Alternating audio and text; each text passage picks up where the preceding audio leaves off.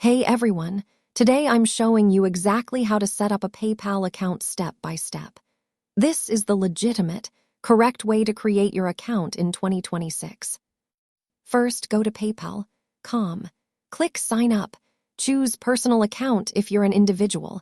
Now enter your email and create a strong password. Fill in your real name and address. This must match your ID. Add your phone number for security. Review the terms and click Agree and create account.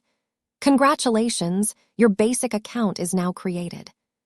To verify, you'll need to link a bank account or card. PayPal sends tiny deposits to confirm it's yours.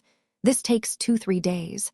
Once verified, you get higher limits and more features. Always enable two-factor authentication. Use a unique password. Watch for phishing emails. PayPal will never ask for your password via email. That's the complete, legitimate setup process. Use PayPal responsibly and always follow their terms of service.